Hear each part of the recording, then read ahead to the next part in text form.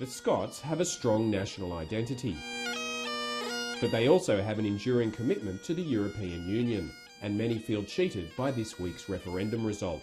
Just shocked and annoyed in the sense that the majority of Scotland voted to remain, but we still actually have to leave. I think it's very unfair that, you know, as a nation we've decided on one thing, and yet despite our best efforts we're getting dragged away from a place we want to be. 62% of Scots voted to stay in the EU, and already there's talk of abandoning the UK for Europe. A second independence referendum is clearly an option that requires to be on the table, and it is very much on the table. In 2014, Scotland had its first independence referendum. 55% of Scots voted to stay in the United Kingdom. But a second referendum might see a different result. Now Scotland's being dragged out of the EU against its will. But anecdotally, you can feel a shift. Prominent no voters from a couple of years ago tweeting, saying that they're thinking of changing their minds.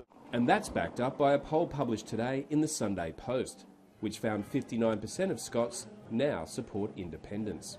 I'd vote for independence for Scotland as long as the EU agree to them being able to get straight back in. And did you vote that way the first time round?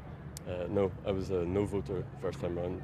Well, I think we could do better staying in Europe, but I didn't think that before. Now it's sort of being posed not so much as a question of, you know, are we going to leave the UK, it's more are we going to rejoin the EU, and for that I'm very much in favour of.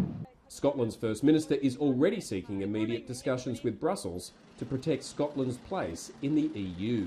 Most of our discussions this morning centred on what we can do in the here and now, and in the negotiations that lie ahead to protect Scotland's relationship with the European Union and our place in the single market.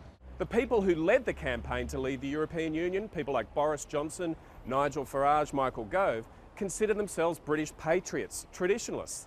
The irony is, by campaigning so effectively, they could trigger this second Scottish independence referendum, and that could lead to the breakup of their beloved United Kingdom. If Nicola Sturgeon can get a credible deal from Brussels, if she can pitch to voters, I think in a more rational and realistic way than her party did 2 years ago, it stands a very good chance. Vote Leave's slogan was Take Back Control, but this week's referendum result has unleashed forces that are now beyond the control of whoever becomes Britain's next Prime Minister. Steve Kinane, ABC News, Edinburgh.